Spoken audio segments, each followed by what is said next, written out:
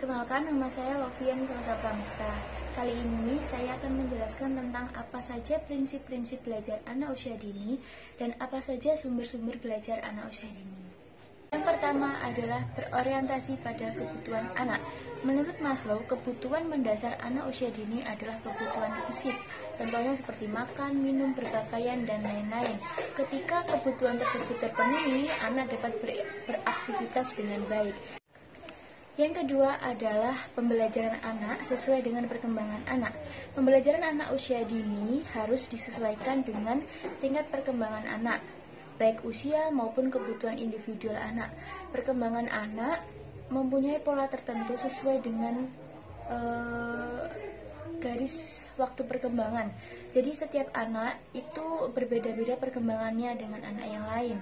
Ada yang cepat, ada yang lambat. Oleh karena itu, pembelajaran anak usia dini harus disesuaikan dengan lingkungan maupun tingkat kesulitannya dengan kelompok usia anak tersebut. Yang ketiga adalah belajar melalui bermain. Bermain adalah salah satu cara dalam melaksanakan kegiatan pendidikan anak usia dini. Dengan menggunakan strategi, metode, atau materi dan bahan yang menarik, permainan dapat diikuti secara menyenangkan. Melalui bermain, anak diajak bereksplorasi atau penjajakan, menemukan dan memanfaatkan benda-benda yang ada di sekitarnya. Montessori mengatakan bahwa bagi anak, permainan adalah sesuatu yang menyenangkan, sukarela, penuh arti, dan aktivitas spontan. Permainan sering juga dianggap kreatif, yang menyertakan pemecahan masalah, belajar keterampilan sosial baru, bahasa baru, dan keterampilan fisik yang baru. Yang keempat adalah tahapan pembelajaran anak usia dini. Pembelajaran bagi anak usia dini hendaknya dilakukan secara bertahap, mulai dari konkret ke yang abstrak, dari yang sederhana ke yang kompleks, kemudian dari yang bergerak ke verbal, dan dari diri sendiri ke lingkungan sosial. Yang kelima adalah anak sebagai pembelajar aktif. Anak melakukan sendiri kegiatannya, lalu guru hanya sebagai fasilitator atau mengawasi dari jauh. Kegiatan belajar sambil bermain hendaknya guru tidak campur tangan karena justru akan mengganggu kegiatan dari anak tersebut. Yang keenam adalah lingkungan yang kondusif. Jadi lingkungan yang diciptakan sedemikian rupa sehingga menarik dan menyenangkan dengan memperhatikan keamanan dan kenyamanan yang dapat didukung oleh kegiatan belajar melalui bermain. Artinya lingkungan bermain anak harus bebas dari benda-benda tajam yang dapat mengancam keselamatan dari anak tersebut. Contohnya adalah mainan yang berbau cat warna, yang berbau menimbulkan iritasi, yang digunakan anak yang dapat melukai dari bagian tubuh anak tersebut.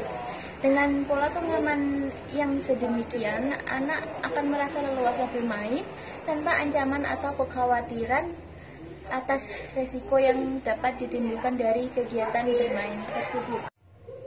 Yang ketujuh adalah interaksi sosial anak. Ketika anak berinteraksi dengan teman sebayanya, maka anak akan belajar. Begitu juga ketika anak berinteraksi dengan kedua orang tuanya atau dengan orang yang lebih tua. Inilah sebabnya mengapa anak tanpa belajar bahasa pada usia 4-5 tahun ia telah mempunyai kosakata lebih dari 14.000 kata. Kekayaan kosakata ini diperoleh anak-anak ketika berinteraksi dengan orang dewasa, khususnya adalah ibunya atau ayahnya atau orang yang setiap hari berada di sekeliling dia. Yang kedelapan adalah merangsang kreativitas dan inovasi. Kegiatan pembelajaran di PAUD harus merangsang daya kreativitas dengan tingkat inovasi yang tinggi. Dalam hal ini, permainan-permainan sains dapat disajikan dalam berbagai kegiatan di PAUD. Proses kreatif dan inovatif itu dapat dilakukan melalui kegiatan yang menarik dan membangkitkan rasa ingin tahu dari anak tersebut, memotivasi anak berpikir kritis, dan bisa saja anak tersebut menemukan hal-hal yang baru dari kreativitas dan inovasi yang tadi. Yang ke-9 adalah mengembangkan kecakapan hidup. Pembelajaran di lembaga PAUD harus mampu mengembangkan kecakapan hidup dari anak tersebut dari berbagai aspek secara menyeluruh atau yang biasa disebut dengan the word child. Berbagai kecakapan dilatih agar anak kelak dapat menjadi manusia yang seutuhnya. Bagian dari diri anak dapat dikembangkan melalui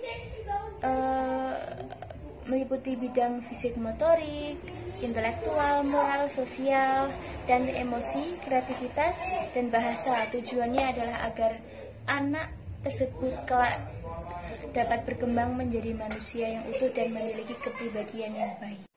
Yang ke-10 adalah pembelajaran sesuai dengan kondisi lingkungan sosial dan budaya. Kegiatan atau pembelajaran anak usia dini harus sesuai dengan kondisi sosial budaya di mana anak tersebut tinggal atau di mana anak tersebut berada. Misalnya adalah membiasakan anak untuk antri. Budaya ini di satu sisi melatih anak untuk menjadi anak yang lebih sabar, dan di sisi lain adalah melatih anak untuk menjadi lebih tertib dan lebih teratur untuk mematuhi aturan. Selanjutnya adalah sumber belajar anak usia dini. Pertama-tama saya akan menjelaskan apa itu sumber belajar.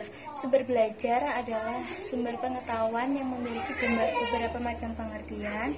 Yang pertama adalah sumber belajar dari arti sempit. Sumber belajar dalam arti sempit, maksudnya dalam cakupan sempit, maka sumber belajar hanya seperti buku atau bahan-bahan cetak seperti majalah, tabloid, dan lain-lain. Kemudian sumber belajar menurut Agani Sudoso tahun 1995, sumber belajar adalah segala macam yang dapat digunakan untuk memberikan informasi maupun berbagai keterampilan kepada murid maupun guru. Maksudnya adalah memberikan informasi dan masukan maupun kepada anak sehingga menimbulkan rasa ingin tahu dari anak tersebut. Sumber belajar bagi anak menurut AECT atau Association for Education, Communication and Technology. Jadi sumber belajar itu ada 6 jenis. Yang pertama adalah pesan. Jadi kita bisa mengirimkan pesan yang berbentuk ide, fakta, data, dan lain-lain kepada anak usia dini. Yang kedua adalah melalui orang atau person. Jadi orang yang memiliki keahlian itu dapat menjadi sumber belajar yang memberikan informasi kepada anak. Yang ketiga adalah peralatan. Jadi peralatan atau media seperti televisi, radio, terus peralatan bermain anak-anak yang dapat dijadikan sumber belajar bagi anak usia dini. Contohnya seperti bermain menghitung, atau permainan anak mengenal bentuk-bentuk. Jadi anak tersebut bisa belajar mengenal bentuk-bentuk dari permainan anak tersebut.